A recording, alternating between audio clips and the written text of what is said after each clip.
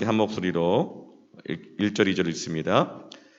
하루는 예수께서 성전에서 백성을 가르치시며 복음을 전하실새 대제사장들과 서기관들이 장로들과 함께 가까이 와서 말하여 이르되 당신이 무슨 권위로 이런 일을 하는지 이 권위를 준 이가 누구인지 우리에게 말하라. 12절부터 15절입니다. 다시 세 번째 종을 보내니 이 종도 상하게 하고 내쫓은지라. 포도원 주인이 이르되 어찌할까 내 사랑하는 아들을 보내리니 그들이 혹 그는 존대하리라 하였더니 농부들이 그를 보고 서로 의논하여 이르되 이는 상속자니 죽이고 그 유산을 우리의 것으로 만들자 하고 포도원 밖에 내쫓아 죽였느니라. 그런즉 포도원 주인이 이 사람들을 어떻게 하겠느냐. 마지막으로 22절부터 25절을 읽습니다. 우리가 가이사에게 세를 바치는 것이 옳으니까 옳지 않으니까 하니 예수께서 그 간계를 아시고 이르시되 데나리온 하나를 내게 보이라. 누구의 형상과 글이 여기 있느냐. 대답하되 가이사의 것이니이다. 이르시되 그런즉 가이사의 것은 가이사에게 하나님의 것은 하나님께 바치라 하시니. 아멘. 지금은 고난의 때입니다. 고난의 때에 변질되지 않으면 변화를 받는다. 이 제목으로 오늘 크신 심령의 변화, 또 우리 기도 제목의 변화, 또 우리의 삶의 목표의 변화, 또 우리 예배의 변화, 하나님이 기뻐하시는 그런 변화의 역사가 있기를 각처에서 예배하는 모든 성도들에게 임하기를 축원합니다. 코로나19 이 기간 동안 많은 변화가 있었습니다. 처음 우한에서부터 코로나19 바이러스가 발생했다는 그 이야기가 들려오는 것이 1월 달이었습니다. 그리고 한국에서는 본격적으로 2월 셋째 주 경부터 아주 본격적으로 위급한 상황이 됐습니다. 길게는 9개월, 짧게는 7개월, 그 기간 동안 많은 변화가 있었습니다. 그런데 지금 우리가 되짚어보고 분별해 보아야 할 것은 지금 진행되고 있는 것이 변화인가 아니면 변질이 진행되고 있는가를 잘 분별해야 할 때인 것입니다. 변화는 생명의 역사입니다. 그러나 변질은 죽음의 역사입니다. 변화는 생명이 있는 누에고치가 애벌레로 변화되어지고 그 애벌레가 나비가 되는 것. 이것이 생명의 변화입니다. 그러나 변질은 바이러스로 누에고치가 죽어가자 더 이상 애벌레가 되지 못하고 나비가 되지 못하고 누에고치 그 상태로 썩어져 가는 것이 바로 사망의 역사, 변질인 것입니다. 지금 우리는 변질과 변화의 기로에 서 있는 것 같습니다. 우리가 변질되지 않고 변화되기 위해서는 어떻게 할 것인가? 하나님의 말씀하시는 그 변화의 역사는 어떻게 이루어지는가? 로마서 12장 1절, 2절 말씀에 그러므로 형제들아 내가 하나님의 모든 자비하심으로 너희를 권하노니 너희 몸을 하나님이 기뻐하시는 거룩한 산 제물로 드리라. 이는 너희가 드릴 영적 예배니라. 너희는 이 세대를 본받지 말고 오직 마음을 새롭게 함으로 변화를 받아 하나님의 선하심과 선하시고 기뻐하시고 온전하신 뜻이 무엇인지 분별하도록 하라. 오직 마음을 새롭게 함으로 변화를 받아. 우리의 예배는 변질과 변화를 결정짓습니다. 코로나19가 진행되는 과정 속에서 우리가 드리고 있는 이 예배가 변질과 변화를 결정합니다. 우리가 신령과 진정으로 내 몸을 산 제물로 하나님 앞에 드리는 영적 예배는 우리의 마음을 새롭게 함으로 변화를 받게 합니다. 변질은 이 세대의 것을 본받으면서 따라가면서 일어나는 현상이 변질입니다. 변질은 이 세상의 흐름을 그저 무조건적으로 받아들이고 따라갈 때 일어나는 것이 변질입니다. 사망의 역사입니다. 그러나 변화는 이 세대의 흐름을 무조건 따라가는 것이 아니라 예배를 드리면서 내 몸을 드리는 예배를 드리면서 내 마음이 하나님의 말씀으로 기도로 찬양과 예배 가운데 새롭게 함으로 변화를 받을 때 생명의 역사가 일어나는 것입니다. 새로운 분별력이 주어지는 것입니다. 성도 여러분, 변화는 일으키는 것이 아닙니다. 변화는 받는 것입니다. 오늘 말씀에 변화가 아닌 변질을 시키는 세 가지의 문제가 나타납니다. 첫 번째가 권위의 문제요. 두 번째가 소유권의 문제이고 세 번째가 정치적인 문제입니다. 이 권위의 문제를 이 세대의 가치에 따라 그냥 무조건 받아들이면 변질됩니다. 소유권의 문제, 이 세대의 가치관, 이 소유권을 그냥 무조건 받아들이면 변질이 됩니다. 정치적인 문제, 이 세상에 말하는 그 정치적 가치와 판단과 기준과 흐름들을 그냥 받아들여 따라가게 되어지면 사망의 역사, 변질이 일어나는 것입니다. 첫 번째로 권위의 문제입니다. 이것은 한마디로 이익인가 아니면 예수님인가? 이익이 나를 움직이는 권위인가 아니면 예수님이 나를 움직이는 권위인가? 이 문제인 것입니다. 예수님을 공격하던 사람들이 예수님께 문제 제기를 했습니다. 처음에는 바리새인들이 문제 제기를 많이 했어요. 해석의 문제로. 그들은 율법을 해석할 수 있는 권위가 자기들에게 있다고 믿었고 많은 사람들이 그렇게 인정해 주었습니다. 해석의 문제라는 것은 어떤 상황을 말씀으로 율법으로 어떻게 볼 것인가, 어떤 기준을 적용할 것인가. 바리새인들이 이런 해석의 권위를 가지고 있었습니다. 안식일이 뭐냐? 안식일을 어떻게 지켜야 되느냐? 이혼의 자격이 무엇인가?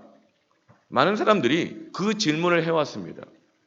정말 안식일을 제대로 지키는 게 뭔가요? 나에게 지금 이런 형편이 있는데, 이런 상황이 있는데 그 질문을 바리새인들에게 했습니다.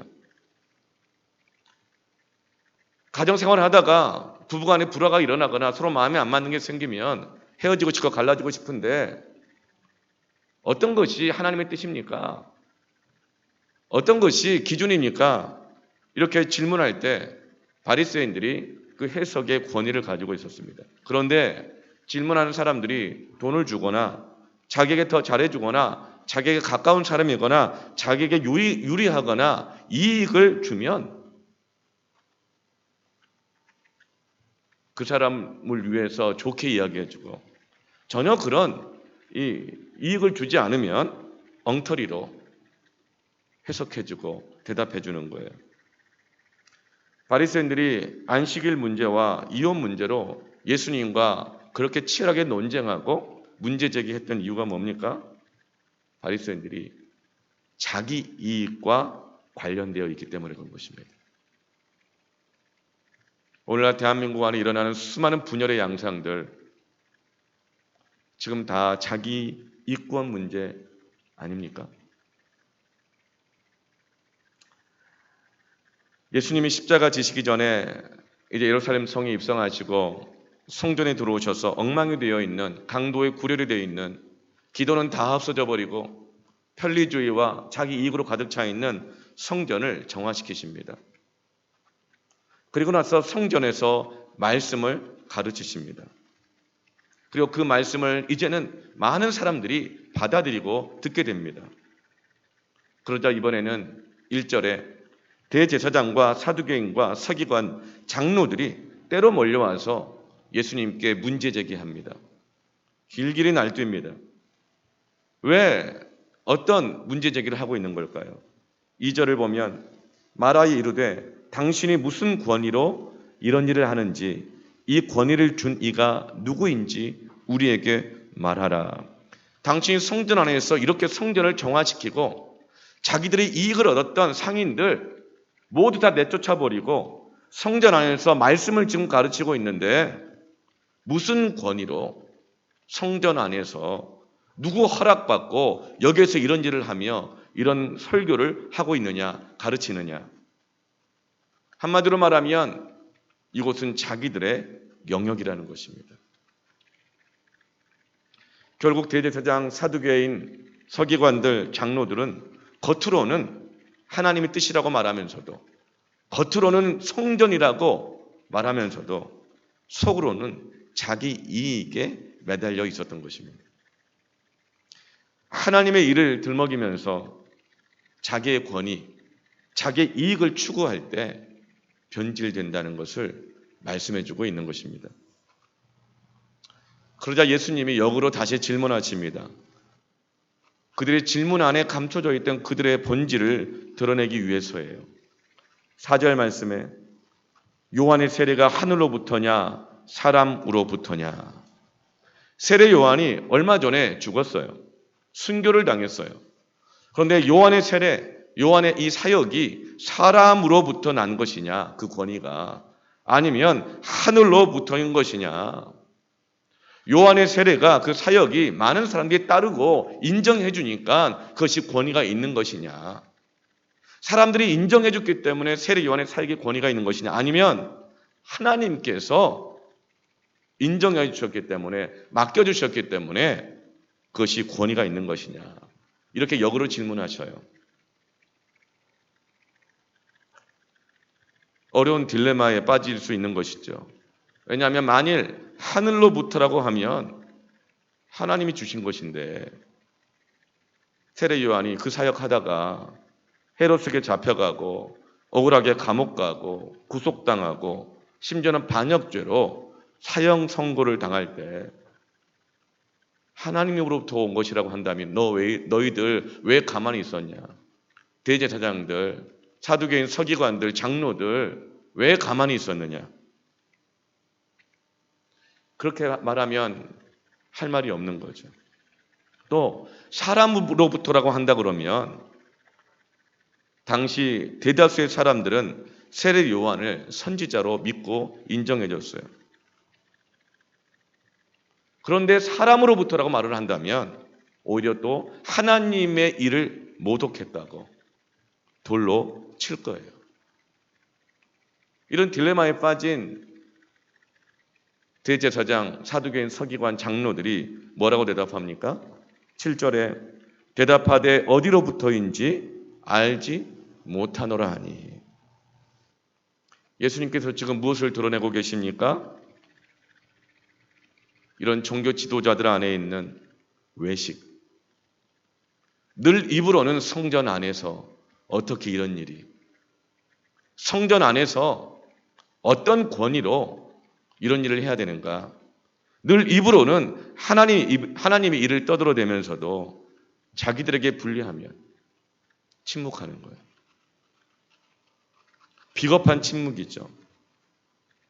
그렇게 대답을 회피하는 방법이 뭐예요? 자기 속 안에 있는 그 본질을 감추려고 할 때 자꾸 사람들을 끼워 넣어요. 사람들이 뭐라고 말을 하느냐? 사람들로부터냐? 하나님으로부터냐? 하나님 앞에 나아갈 때, 어떤 하나님의 일을 할 때에도, 문제 제기할 때에도 사람들을 자꾸 끼워들여요. 그게 바로 여론입니다. 사람들이 이렇게 말해요. 사람들의 생각이 이렇게 해요. 이렇게 사람들이 인정해요. 여러분, 나라에도 국민정서법이라는 것이 있더라고요. 한마디로 뭐예요? 마음에 안 들면, 기분 나쁘면 처벌한다는 거잖아요. 그것도 많은 사람들이. 한마디로 여론입니다. 자기의 권위와 이익을 위해서 사람들을 끼워들이면, 여론을 말하면 변질됩니다. 사망의 역사가 일어나는 것입니다. 우리의 유일한 권위는 무엇입니까? 히브리서 10장 19절 말씀에 그러므로 형제들아 우리가 예수의 피를 힘입어 성소에 들어갈 담력을 얻었나니. 우리가 하나님 앞에 나아갈 수 있는, 떳떳이 나아갈 수 있는 담력, 그 권위는 오직 예수 그리스도의 십자가, 주님이 지신 그 십자가, 예수의 피, 그분의 십자가를 지셨던 사역, 예수님의 사역을 한마디로 말하면 수많은 사역기 종류도 있지만 그 핵심은 십자가의 사역인 것입니다. 예수의 피, 예수님의 사랑, 예수님의 공의, 겸손, 완전한 정의, 진리, 그것 하나인 것입니다. 그런데 자꾸 사람들은 다른 사람들을 끼워 넣습니다. 여론을 끼워 넣습니다. 왜요? 자기 이익 때문에. 자기 손해 볼까 봐. 사람들이 여론 뒤에 서 있습니다. 여러분, 사람이 낄수록 변화가 아니라 변질되는 것입니다. 정치라는 것은 사람을 끼워 넣는 것이 바로 정치입니다. 개인의 자유와 이익을 보장하는 민주주의 경제체제, 이런 민주적으로 개개인의 이익을 최대한 추구하게 해주는 것이 바로 민주적 이익체계가 자본주의입니다. 공공성, 사회 다수의 평등한 이익을 위한 경제체제, 사회주의적인 이익체제가 공산주의입니다. 이것은 모든 경제학자들이 인정하는 이런 기준들입니다. 권위와 이익, 여론, 이것이 끼어들게 되어지면 변질됩니다. 그리스도인들은 결코 정치에 무관심해서는 안 됩니다. 그리스도인들은 결코 하나님 우리에게 주신 이성을 부인하는 반지성주의가 되어서도 안 됩니다. 그러나 로마서 12장 3절 말씀에 마땅히 생각할 그 이상의 생각을 품지 말라. 오직 믿음의 분량을 따라서 하나님 우리에게 은혜를 주신 대로 그 은사대로 사역하라. 하나님 주신 지성을 믿음의 분량을 따라 믿음으로 생각해야 합니다. 여러분, 그러기 위해서는 우리가 어떤 정치적 입장이나 견해들, 사람들 여론들을 끼어들기 전에 말씀과 기도로 예배 가운데 십자가를 의지하여 나아가 마음을 새롭게 함으로 변화를 먼저 받아야 합니다. 그래야 반지성적이지 않은, 맹목적이지 않은, 어느 한쪽의 정치적인 편향에 서 있지 않은 거룩한 하나님 앞에서의 분별력을 갖게 될 것입니다. 그래야 변질되지 않습니다. 그렇지 않으면 그 지성이, 그 생각이, 그 정치적 정의가, 그 권위가 생명의 역사를 파괴하게 될 것이고 하나님이 지으신 가정과 교회와 이 세상을 파괴하게 될 것입니다. 역사적 교훈을 보아도 그렇습니다. 18세기, 19세기에 영적 각성과 대붕이 일어났습니다. 14세기에 전 세계 인구의 30%를 죽였던, 사망하게 했던 패스트가 창궐했었습니다. 그때 종교개혁자들은 오히려 도시를 떠나지 않고 남아서 병자들을 치료했습니다. 그러나 그때 많은 사람들이 실망했습니다. 기도해도 죽더라. 기도해도 패스트 걸리더라. 그러면서 깊은 영적 침체가 온 유럽을 덮어버렸습니다. 많은 사람들이 실망하고 하나님을 떠났습니다.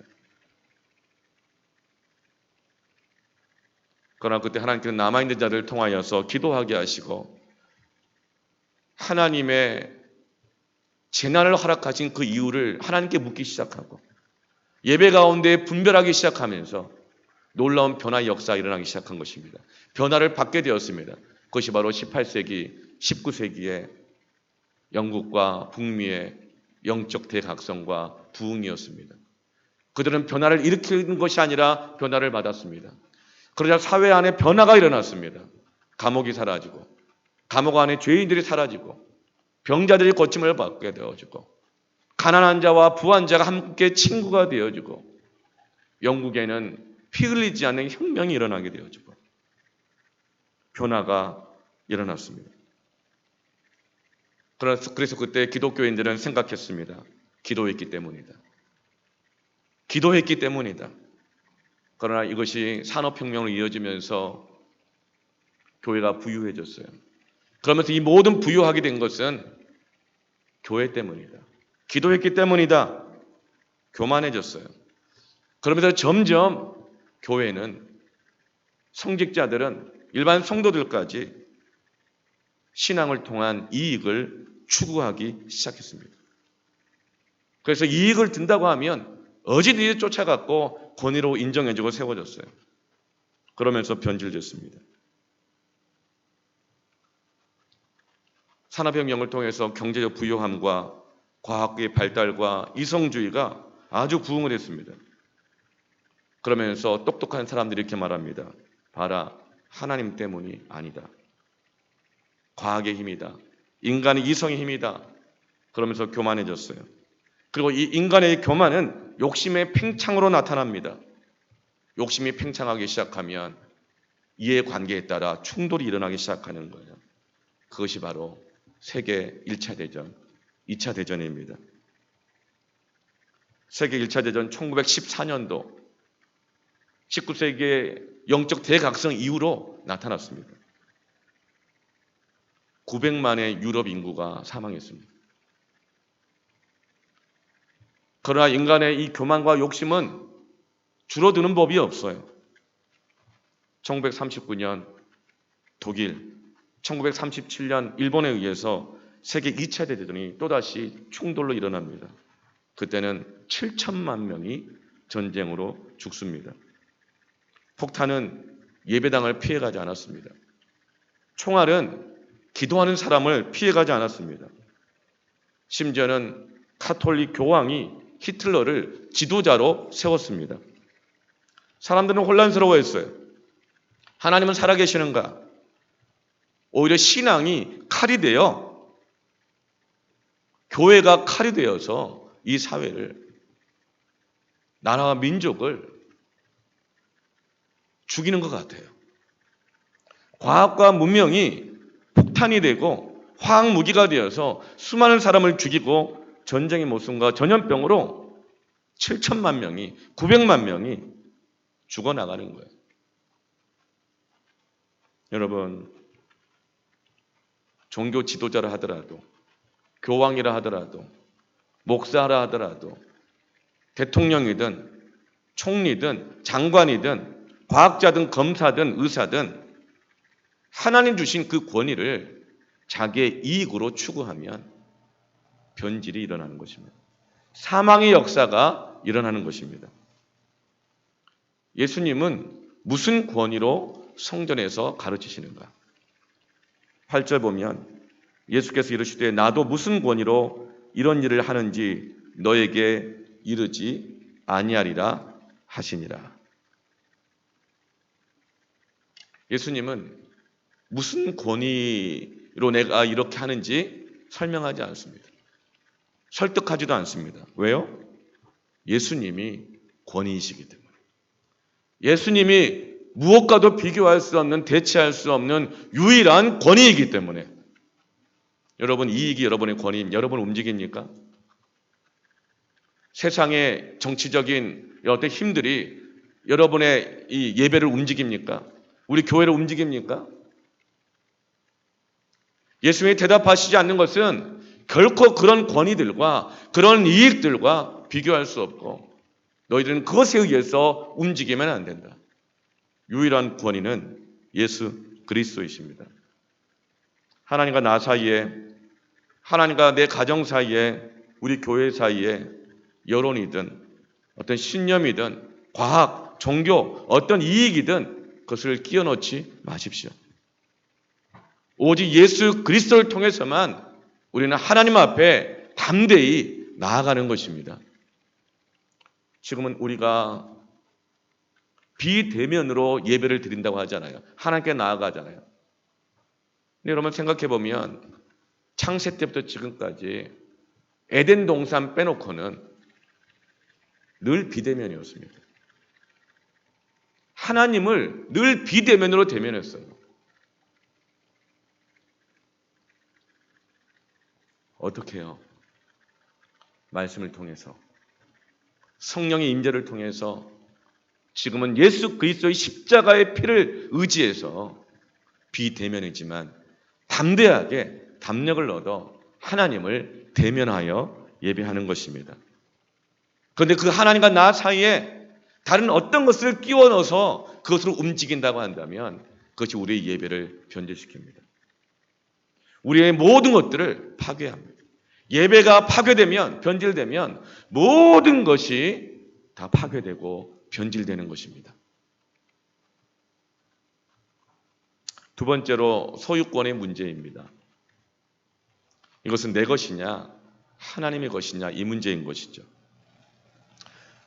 포도원의 악한 농부들의 비유가 나옵니다. 포도원에서 일을 했던 이 농부들은 처음부터 악했던 것이 아닙니다. 변질된 것이죠. 처음에는 그냥 소작농이었습니다. 소작농은 자기 소유가 없어서 먹고 살 길이 없고 길에서 구걸을 하며 살아가야 될 그런 존재인데 좋은 주인이 그 땅을 맡겨서 먹고 살아갈 수 있도록 방편을 준 거예요. 그런데 9절 말씀에 그가 또 이 비유로 백성에게 말씀하시기 시작하시니라. 한 사람이 포도원을 만들어 농부들에게 새로 주고 타국에 가서 오래 있다가 좋은 주인이 먹고 살 길 없는 이 가난한 사람들에게 먹고 살아갈 수 있도록 이 포도원을 새로 주었어요. 그리고 타국에 가서 오래 있습니다. 시간이 오래 지났어요. 이 말은 오랜 시간 동안 통제하지 않았다는 거예요. 그냥 믿고 맡겼다는 것입니다. 왜요? 가난한 그들이 먹고 살아갈 수 있도록. 그런데 오랜 시간 동안 통제하지 않고 믿고 맡겼더니 이 농부들이 이 포도원은 내 것이라고 착각하게 된 것입니다. 소유권을 착각하면 변질이 일어납니다. 먼 타국에서 주인이 종을 하나 보내어서 소출의 일부분을 내라고 이야기했어요. 그런데 농부들이 어떻게 해요? 안 내겠대요. 왜요? 내 거라고 생각하니까. 하나님이 주신 것인데 안 내는 모든 이유는 내 거라고 생각하니까. 분별력을 잃은 거예요.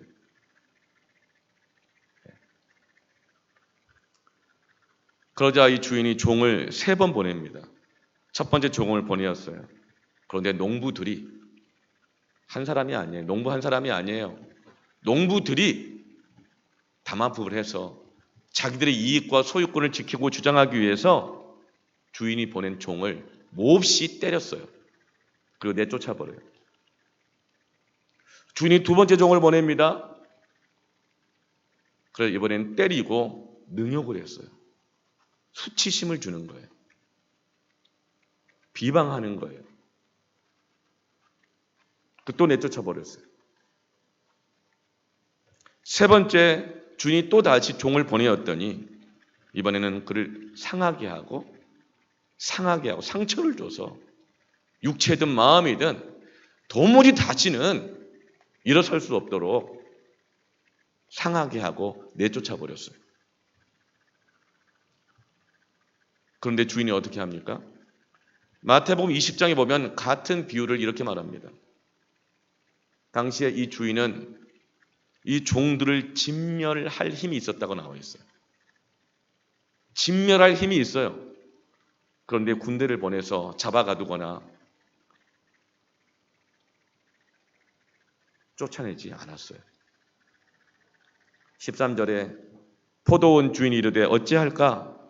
내 사랑하는 아들을 보내리니 그들이 혹 그는 존대하리라 하였더니 어찌할까?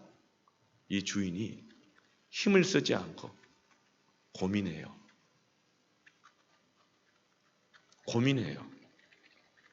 해고시켜버릴 수 있는데 고민해요.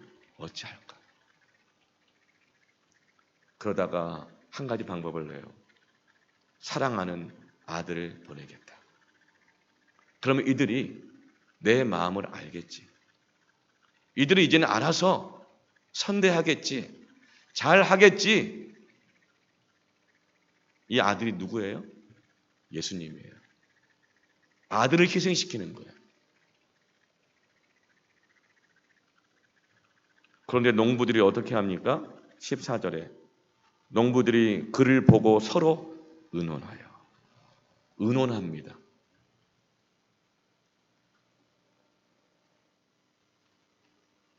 그리고 이르되 이는 상속자니 죽이고 그 유산을 우리의 것으로 만들자 하고, 상속자가 왔으니 저 상속자를 죽이면 이 포도원은 각자 내 것이 될 거야. 자신들이 주인 노릇을 하겠다는 것이죠.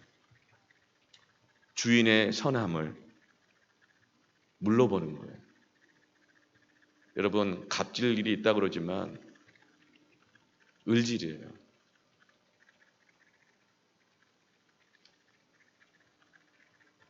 자기가 농사지었으니 이 포도원은 자기 거라는 거예요. 그 시작을 잊어버린 거예요.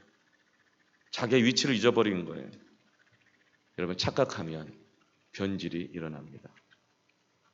모든 것의 주인이신 하나님이 우리에게 맡겨주신 거예요. 그래서 하나님은 우리에게 당연히 달라고 요구하실 수 있어요. 그런데 화를 내요. 왜 나만 시키냐고.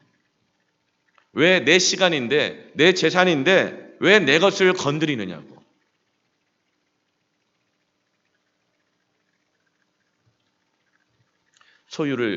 소유권을 착각하면 변질이 일어나고 생명의 역사가 아니라 사망의 역사가 시작됩니다. 여러분, 소명이라는 말, 여러분 이 소명이라는 걸 가지고 기도 많이 해보셨죠? 하나님 나에게 소명을 주십시오. 나는 나의 소명을 가지고 감당하며 살기를 원합니다. 소명의 그 뜻은 부를 소자에 목숨 명자입니다. 주님은 우리 목숨을 부르시는 거예요. 아무든지 나를 따라오려거든 자기를 부인하고 날마다 자기 십자가를 지고 나를 따를 것이니라. 소명이란 목숨 바쳐서 하나님의 일을 하는 것입니다.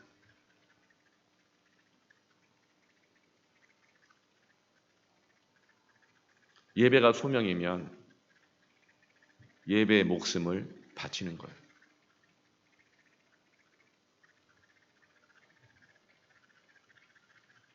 그래서 다니엘이 왕의 조서에 도장이 찍힌 것을 알고도 예루살렘을 향하여 기도하다가 풀무불에 던져지고 사자굴에 들어가 죽을 수 있는 그 판결 앞에서도 기도한 것입니다.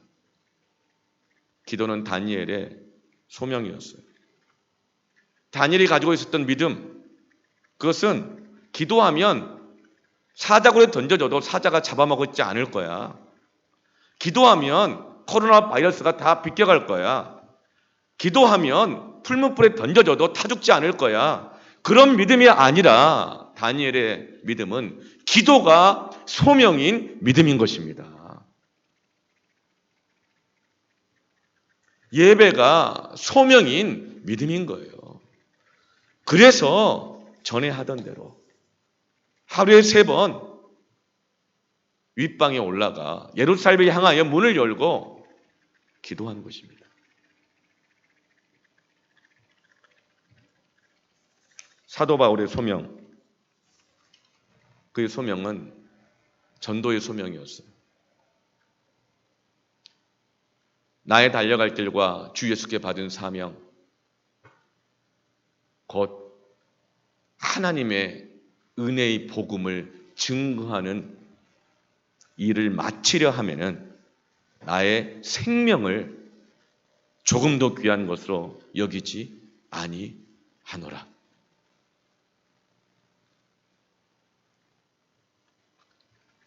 바울의 소명은 영혼 구원이었습니다. 바울의 소명은 영혼을 구원하기 위해서 주님이 자신의 생명을 부르셨다는 것을, 목숨을 부르셨다는 것을 그는 믿는 것입니다. 에스더의 소명은 그의 정치적인 행위가 그의 소명이었습니다. 에스더 4장 16절에 당신은 가서 수산에 있는 유다인을 다 모으고 나를 위하여 금식하되 밤낮 3일을 먹지도 말고 마시지도 마소서. 나도 나의 시녀로 더불어 이렇게 금식한 후에 규례를 어기고 당시의 법과 질서를 어기고 왕에게 나아가리니 죽으면 죽으리이다. 목숨을 걸고 당시의 법과 질서를 어기고 정치적인 행위를 하는 것이 에스더의 소명이었어요. 왜요? 자기 백성을 구원하기 위해서. 목숨을 걸고 규례를 어기고 왕 앞에 나아가 항소한 것입니다. 1인 시위한 거예요.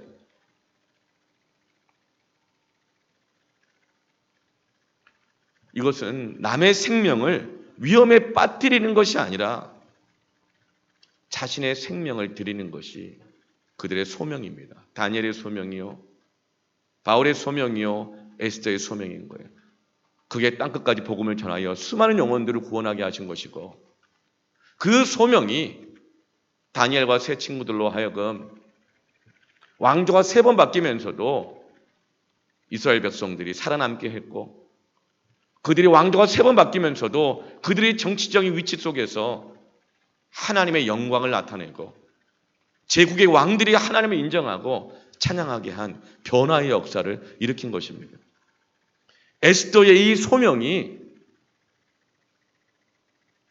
간신의 모함 속에서 멸절당할 수 있는 위험에 놓인 이스라엘 백성들의 생명을 구원하게 된 것입니다. 내 신앙 때문에 남의 생명을 위험에 빠뜨리는 것이 아닙니다. 소명은 내 생명을 드리는 것이 소명이고 내 믿음인 것입니다. 다니엘과 세 친구는 그들이 사자굴에 들어가서라도 죽더라도 기도하자고 사람들을 동원하지 않았어요. 다니엘이 다른 친구들한테 설득하거나 같이 사자굴에 가자, 기도하러 가자 이렇게 하지 않았어요. 광화문으로 동원하지 않았어요. 다니엘과 세 친구들은 각자 자기의 자리에서, 자기 집의 윗방에서 기도하다가 발각되어 사자굴에, 풀무불에 던져진 것입니다. 이게 소명이에요. 에스더는 왕 앞에 홀로 나아갔어요. 사람들을 선동하고 동원하지 않았어요. 자신의 생명을 가지고 왕 앞에 나아간 것입니다. 여러분, 전도를 생명보다 더 귀하게 여기시는 분들이 있어요. 그분들은 전도할 수밖에 없어요. 어떤 상황에서도. 지하철에서 전도하는 분들, 길거리에서 찬양하고 몸으로 드라마하고 복음 전하고 이런 분들, 무식하다고 민폐라고 저런 방식 안 된다고 함부로 판단하지 마세요. 그분은 자존심보다, 우리가 목숨보다 더 귀하게 여기는 자존심보다, 품위보다 영혼 구원이 소명인 것입니다. 그런데 그 목숨이, 내가 가진 어떤 소중한 그것이 내 것이라고 생각하면 그 사람은 소명의식을 갖지 못합니다.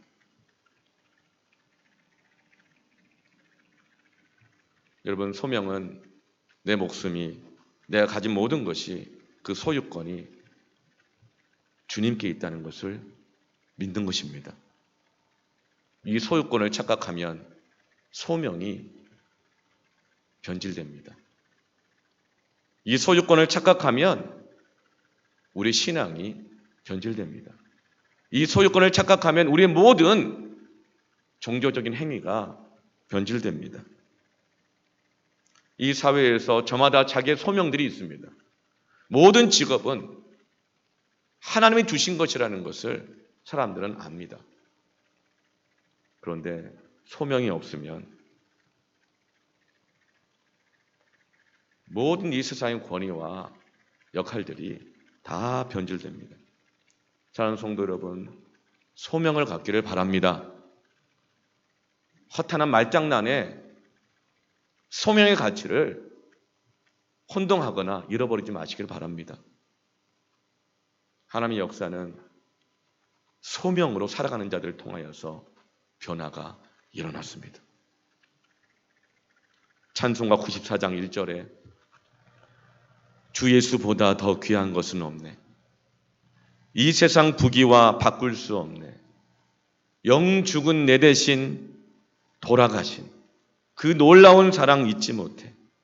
주 예수보다 더 귀한 것은 없네. 예수밖에 없네.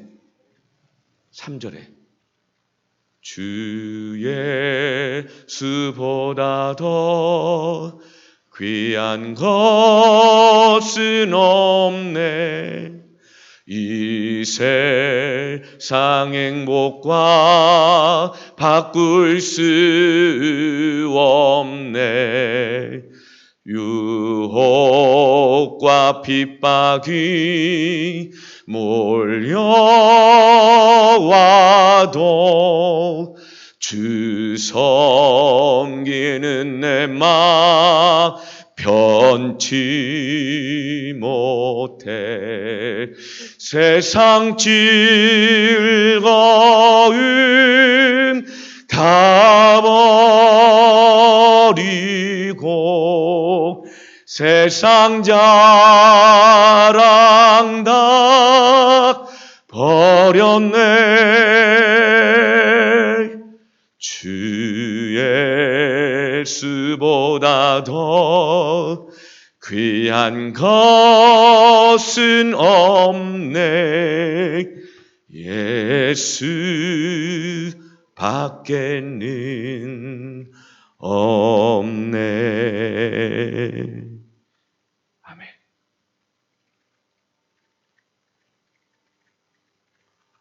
예수만이 우리의 권위입니다. 나의 모든 것은 주님의 것입니다.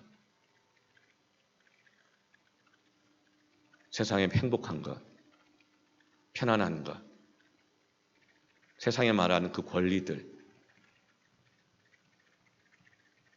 유혹과 핍박이 와도 예수와 바꾸면 변질됩니다.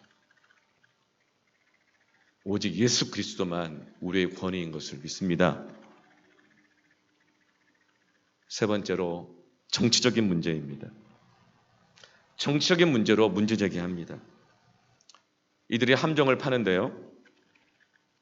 예수님이 자기 이익에 반하는 이야기만 자꾸 하니까 이제 제거하려고 하는데 처음엔 권위를 가지고 여론을 끼어들어서 소유권을 이야기하면서 예수님을 이 함정에 빠뜨리려고 하는데 안 되는 거예요. 그러자 이제는 정치적인 문제로 다른 힘을 의지해서 제거하려고 하는 것입니다. 정치적인 힘이 얼마나 강한지 몰라요. 로마 제국의 힘을 의지하려고 합니다. 세상 권세 정치를 이용해서 예수님을 제거하려고 하는 거예요. 20절에 이에 그들이 엿보다가 예수를 총독의 다스림과 권세 아래 넘기려 하여 정탐들을 보내어 예수님을 총독의 다스림과 권세 아래, 로마의 정치적인 그 권세, 그 질서 아래 예수님을 넘겨버리려고 하는 거예요. 그래서 뭘 해요? 정탐들을 보내요. 정탐들은 뭐예요? 특징이 관찰자들이에요. 엿보는 자예요. 그런데 또 20절 하반절에 보면 스스로 의인인 채 하며 예수의 말을 책잡게 하니. 스스로 의인인 채 하며 어떻게? 로마의 당시의 정치적인 질서, 권위, 그것을 통해서 이것이 법이다. 이것이 이 거대한 로마 제국을 안전하게 하는 것이고 지키는 것이다. 의인인 채 하며 이것이 옳다. 이것이 정의다. 모든 길은 로마로 통한다. 로마에서는 로마 법으로 스스로 의인인 채 하며 관찰하며 엿보다가 예수의 말을 책잡게 하니. 정치적인 문제로 예수님을 걸려 넘어지게 만들려고 하는 것입니다. 21절에 그들이 물어 이르되 선생님이여 우리가 아노니 당신은 바로 말씀하시고 가르치시며 사람을 외모로 취하지 아니하시고 오직 진리로서 하나님의 도를 가르치시나이다. 당신 진리를 말하지 않습니까? 말은 그렇게 하지 않습니까? 그렇다면 22절에 우리가 가이사에게 세를 바치는 것이 옳으니까 옳지 않으니까 하니. 정치적인 문제 중에서 가장 예민한 게 뭐예요? 세금 문제 아닙니까? 돈 문제예요. 부동산법, 세금법 조금이라도 바꾸려고 하면 사람들이 이 정치적인 이슈에 얼마나 예민합니까? 대학생들 등록금 문제 얼마나 예민합니까? 모든 사람들은 돈 내는 거 다 싫어해요. 세금 바치는 거 다 싫어해요. 세금 적게 내게 하면 좋은 정권이고 세금 많이 내게 하면 나쁜 정권이에요. 돈 많이 주면 좋은 정권이고 돈 적게 주면 치사하다, 나쁜 정권이에요. 안 바친다고 하면 로마가 공격할 거고 예수님이 가이사에게 세금을 바치라고 하면 무조건 로마 정권에 맹종한다고 민중들에게 소문을 퍼뜨려서 예수님의 신임을 잃어버리게 할 것이고 딜레마에 빠뜨리게 하는 것입니다. 지금 한국 교회도 성도들도 이런 정치적인 문제제기 속에서 기로에 서 있습니다. 어떻게 우리는 반응해야 할까요? 예수님이 기가 막힌 대답을 하시죠. 24절에 데나리온 하나를 내게 보이라. 누구의 형상과 글이 여기 있느냐? 대답하되 가이사의 것이니이다. 25절에 이르시되 그런즉 가이사의 것은 가이사에게 하나님의 것은 하나님께 바치라 하시니. 예수님께서 이렇게 말씀하신 배경이 있어요. 그것은 당시에 이 종교 지도자들이 문제 제기하는 이들이 헤롯 당과 손을 잡았어요. 헤롯 당은 누구예요? 헤롯은 당시에 정치적인 입장을 가지고 있는 종교적 당파였어요. 헤롯은 누굽니까? 로마 정부가 인정해서 세워진 분봉왕이에요. 로마 정부가 지원하는 당이에요. 헤롯 당은 외세와 결탁한 사람들이에요. 그런데 종교 지도자들이 정치와 결탁하는 겁니다. 헤롯 당은 오늘날로 말하면 누구예요? 친일파 정당이에요. 친중파 정당, 친미, 보수 우파, 친중, 진보 좌파.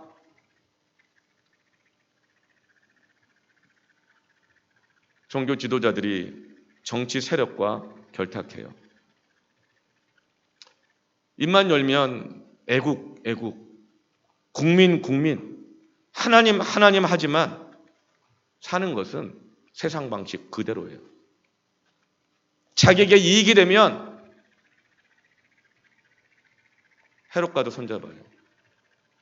일본과 손잡고 진보주의든 보수주의든 좌파든 우파든 그걸 붙잡아요. 나에게 돈 많이 주고 세금 적게 걷어가는 그런 당을 붙들어요. 자기 이익을 위해서 정치를 끌어들이면 변질됩니다. 자기의 문제 제기의 정당성을 위해서 어떤 정치든 끌어들이면 변질됩니다. 우리는 오직 예배 가운데 하나님의 말씀으로 이 세상의 권위들을 분별하고 판단하고 하나님의 말씀으로 이 세상을 정죄할 수 있는 왕 같은 제사장으로서의 신분과 권위와 정체성을 가진 것을 기억해야 합니다. 여러분, 오늘 말씀을 종합하면 뭡니까? 내가 예수를 믿는다고 하면서 내 이익을 버리지 못하면 남욕할 거 하나도 없다는 거예요. 문제 제기할 거 없다는 거예요. 변질된다는 거예요. 내가 죽고 내가 소명을 갖고 내가 십자가 붙들지 않으면 나부터 변질된다는 거예요. 그런 나 때문에 코로나19보다 더 무서운 죄의 바이러스가, 사욕의 바이러스가, 변질의 바이러스가 가정을 파괴하고 교회를 파괴하고 이 사회를 파괴한다는 거예요. 사랑하는 성도 여러분, 변화시키려 하다가 변질되지 말고 변화를 받으시기를 축원합니다. 고난 중에 변질되지 않게 해서 어떻게 해야 돼요? 오직 예수 그리스도. 오직 예수 그리스도. 그의 십자가만을 의지하여 그의 사역과 그의 사랑과 그의 겸손과 그의 피와 그 입에서 나오는 십자가 붙들고 선포하시는 말씀과 그 진리.